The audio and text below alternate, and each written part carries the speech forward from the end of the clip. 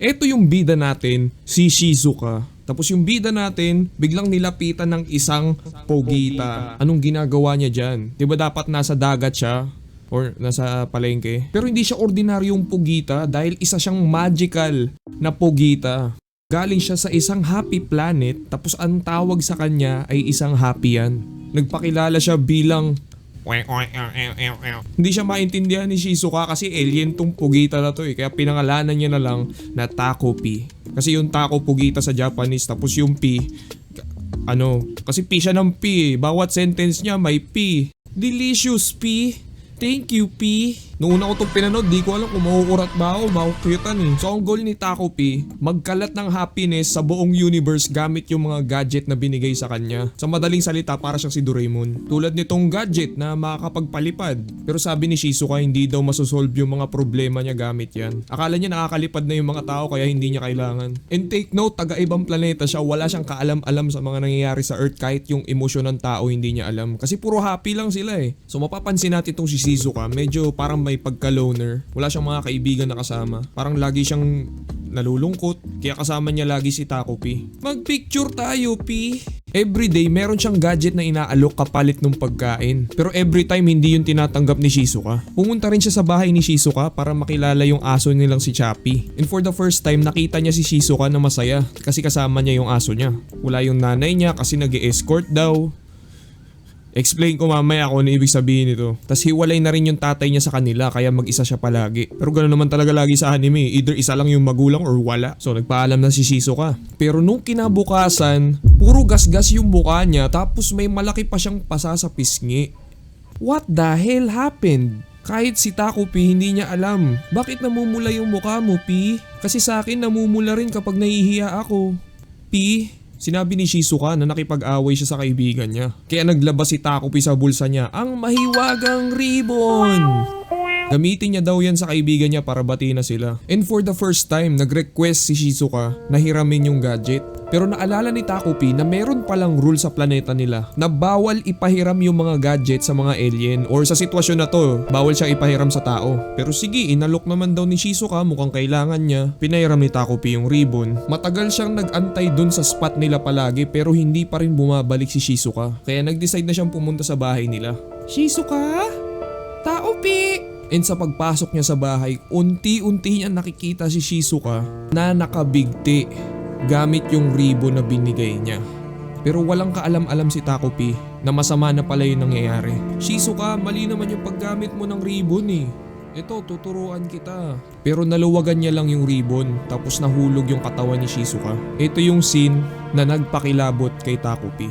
Tinatanong niya sa sarili niya kung patay na ba siya? Bakit siya namatay? At kung siya ba yung may kasalanan nun. Naalala niya ulit yung rule na bawal ipahiram yung gadget sa alien. Kaya nalungkot lalo si Taco P after niyang malabag yung rule na yun. Kasi gusto niya lang naman pasayahin si Shizuka eh. Pero malala yung nangyari. Habang pabalik siya sa spot niya, nakita niya yung camera. Tapos yung litrato nilang dalawa. Hindi mawala sa isip niya bakit nga ba nagpapakamatay yung mga tao at bakit sa lahat ng tao si Shizuka pa talaga. Marami pa siyang gustong malaman pero buti na lang yung camera na ginamit nila ay isa palang time travel device. Pwede niyang gamitin yun para makabalik sa oras na kung kailan nila kinuha yung litrato. And boom! Buhay na ulit si Shizuka! Let's go!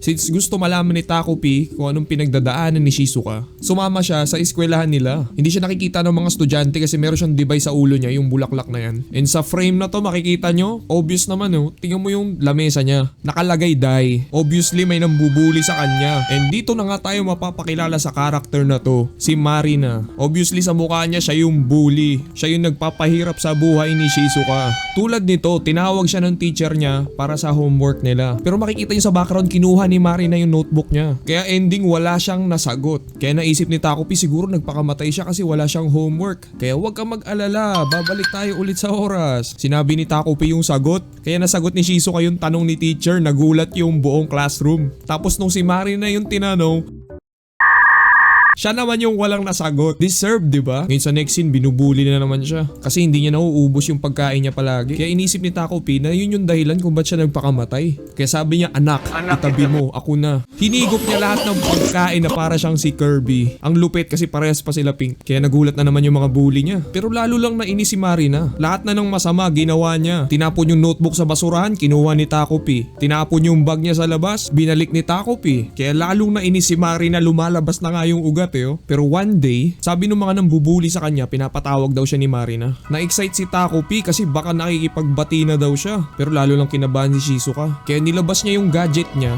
para magaya niya yung anyo ni Shizuka. Siya na lang daw kakausap kay Marina. And sa scene na to, kilala nyo naman si Taco P, napaka-inosente niya. Tapos si Marina napaka-walang hiya, alam nyo na hindi to magiging maganda. So nagkita na sila ni Marina. Naangiti siya. So sorry, ngayon lang ako P. Ba't ka ganyan magsalita? Ang weird mo naman.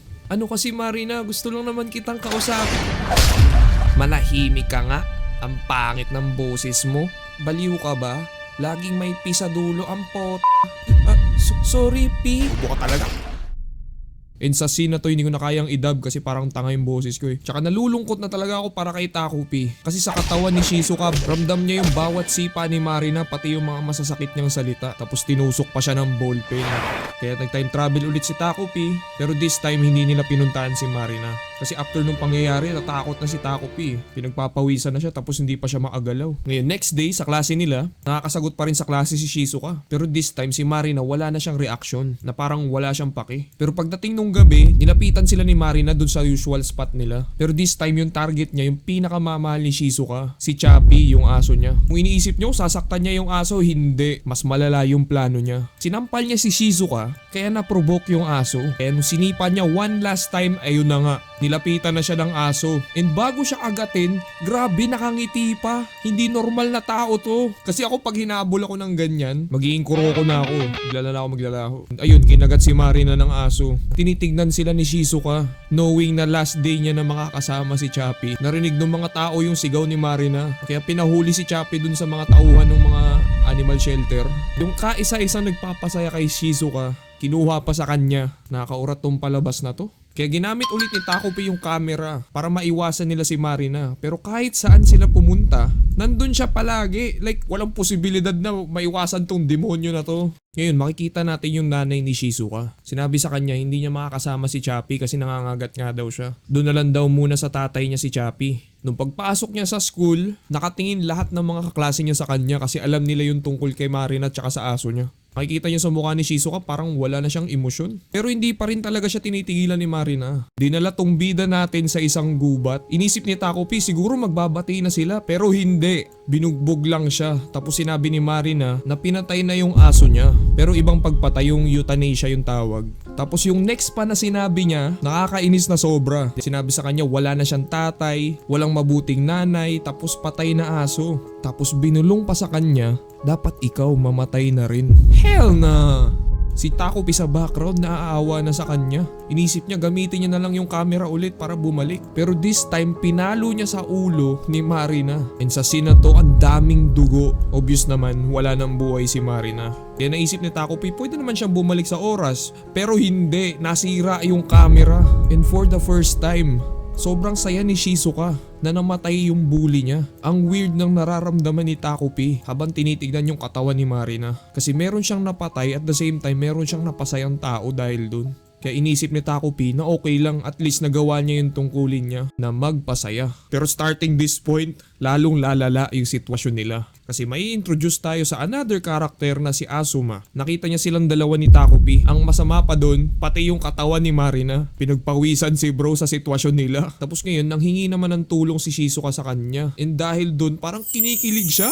Kaya yun, pumayag si bro. Kahit pwede siyang makulong sa ginagawa nila. Naglabas si Taco P ng gadget na lumalaki. Tapos pwede mag-preserve ng mga bagay sa loob. Tapos doon nila nilagay yung katawan ni Marina. Tapos si Taco P naman nag-disguise siya bilang si Marina. Naghukay sila ng lupa, tapos nilibing nila doon. Pero ito yung nakakainis na part eh. Pero mamaya ako na babanggitin. Dito muna tayo tumutok kay Marina. Kasi mapapaisip ka rin eh, bakit nga ba siya nang bubuli kay Shizuka? Saan ang gagaling yung galit niya? para maibuhos niya dito sa taong to na bida natin. And si Takopi yung una makakaalam nun. Kasi gamit niya yung katawan ni Marina, umuwi siya sa bahay nila, nakita niya kagad yung magulang niya na nag-aaway. Hindi niya alam yung nangyayari, nakangiti lang siya. Akala niya normal lang na usapan yan. Yung abusive dito, yung tatay niya. Kasi lagi naglalasing tapos nambababae. And guess what? Diba sinabi ko kanina, explain ko yung word na to, yung escort. Ibig sabihin nun, yung tunog na ginagawa ng martilyo. Yun na yun. Ganun yung nanay ni Shizuka. At nakikipagkita siya sa tatay ni Marina. Kaya parang naiintindihan din natin si Marina kung bakit siya nagagalit dito sa bida natin. Nawiwirdan yung nanay niya sa kanya kasi lagi lang siya nakangiti. Pagdating nung gabi, kinakausap siya ng nanay niya. Nagre-respond siya ng mga may P lagi sa dulo. Sinampal siya ng nanay niya nang paulit-ulit. Nagagalit na yung nanay niya dahil sa mga inaakto niya. Ngayon pinakita dito yung happy family pa lang sila. Nalulungkot si Takopi kasi hindi niya mabalik yung dating Marina. Nagpapakita siya ng pagsisisi dahil dun sa ginawa niya. And eto na yung part na kung saan nakakaurat kasi nalaman ni Asuma na nahanap na mga pulis yung bangkay ni Marina. Yeah, lagot kayo. Inimbestigahan ng mga pulis yung classroom nila. Si bro napaparanoid na kasi pwede siyang makulong. Iniisip niya madidisappoint yung kapatid niya pati yung nanay niya pag nalaman. Sobrang guilty na ni bro. Handa na siyang mag-snitch. Pero nilapitan na naman siya ni Shizuka at hindi kayo makakapaniwala sa sasabihin niya. Asuma, ikaw lang ba pagkakatiwalaan ko? Kaya kahit ilaglag mo yung sarili mo sa mga pulis, mag-aantay ako sa labas. Talaga? Aantayin mo ako? Tapos hinalikan siya sa pisngi. Alam ni Shizuka yung ginagawa niya kasi nung umpisa pa lang nakita nyo naman si bro nagbablush. Puro heart yung nasa paligid. Ginawa niya yun para kumbinsihin si Asuma na akuin lahat ng mga kasalanan ni Shizuka. Hindi man obvious pero ganun yung ginagawa niya. Ang tawag dyan, manipulation. Ngayon umalis si Shizuka para hanapin yung tatay niya kasi sinabi nung nanay niya nung una na nandun daw yung aso nila. Pagpunta niya dun sa unit ng tatay niya, nakita niya na merong batang hawak. Tapos meron pang maliit na bata sa baba. Tinatawag siyang daddy. Nagtanong yung anak niya, sino po siya daddy? Di ko alam kung sino yan. Like bro, how can you say that? Sa harap ng anak mo, hindi mo siya kilala? Nag-travel siya ng malayo para makita yung aso niyang wala naman pala dyan. So yeah, siguro nga totoo yung sinabi ni Mari na napatay na yung aso niya. Tinanong niya naman ngayon si Takopi kung meron ba siyang gadget na makakatulong sa kanya mang-kidnap. Tapos tingnan yung mga loob ng bituka nila. Sinubukan siyang pigilan ni Takopi pero hinampas niya lang ng bato sa ulo. Ngayon, from this point, dito na mangyayari yung twist. Yung mga ni-recap natin kanina, wag niyo munang isipin yun. Mag-focus muna kayo dito. Kasi yung unang pinanood ko to, nalito rin ako eh. So si Takopi, pumunta siya dito sa Earth sa taong 2022. Pero yung kaninang kay Shizuka, yun ay taong 2016. Pero imbis na si Shizuka yung makakakita sa kanya, yung high school version ni Marina yung nakilala niya. Same pa rin yung mission niya, pasayahin yung buong universe. Kaya sumama siya kay Marina sa buong araw niya. Tapos pinapakita niya yung iba-iba niyang gadget. Ngayon nakikita niya yung nanay niya, malungkot pa rin yung buhay. Pero sinusubukan ni Marina i-cheer up yung nanay niya. Pero ang nangyari, lahat ng frustration ng nanay niya binubuo sa kanya. Tinutukan siya ng bubog dun sa bote. Kaya pala nakuha niya yung peklat sa pisngi niya. Pero nagsimulang magbago yung buhay niya nung nakita niya ulit si Asuma. So kwento niya sa nanay niya, meron na siyang boyfriend. Natuwa yung nanay niya, sabay na daw lahat silang kumain ng dinner. Kaya habang pauwi silang dalawa, nakita niya si Shizuka na para siyang na-inlove ulit. Like tingnan nyo si bro, sobrang down bad. Sinabi niya kay Marina na mag-break na sila kasi wala daw kasama si Shizuka. Siya lang daw ang meron siya. Kaya nung pag-uwi ni Marina, hinanap nung nanay niya si Asuma. Sinusubukan ni Marina ipaliwanag yung sitwasyon. Binubugbog siya ng nanay niya habang nakikipag-date yung ex niya. Pero lalong dumilim yung paligid kasi napatay ni Marina yung nanay niya out of self-defense. Hindi niya naman sinasadya. Nakita yun lahat ni Takopi. Kaya inalok niya si Marina na tulungan siya. Tulungan siyang patayin si Shizuka. Ngayon magta-time travel si Takopi papunta sa taong 2016 nung elementary pa lang sila. Pero bago niya magawa yun, kailangan niya muna pumunta sa planeta nila dun sa Happy Planet. Kinausap niya si Mother Happy. Basically siya yung namamahala sa planeta na yan, yung nagbibigay ng mga gadget. Gusto niya daw gamitin yung Happy Big Clock makabalik ng 2016 para mapatay niya si Shizuka. Pero hindi natuwa si Mother Happy. Kaya gusto niyang i-erase yung memory ni Takopi bilang punishment. Pero bago yun mangyari, pumunta na siya dun sa Big Clock. Nagawa niya na mag-time travel, bumalik papunta sa Earth. Pero ang problema, nakalimutan niya na yung goal niya na patayin si Shizuka. Ang nangyari, imbis na kay Mari na siya mapunta, kay Shizuka siya napunta. Kaya ngayon, balik na tayo sa present sa 2016. After nitong pangyari kanina, mayroong binalita sa newspaper na kinidnap yung dalawang bata, yung dalawang anak ng tatay niya. Kinidnap niya pala gamit yung mga gadget ni Taco P. Pero nahanap din nila yung mga bata na awa siya siguro. Grabe na yung mga pinagdadaanan ng bida natin.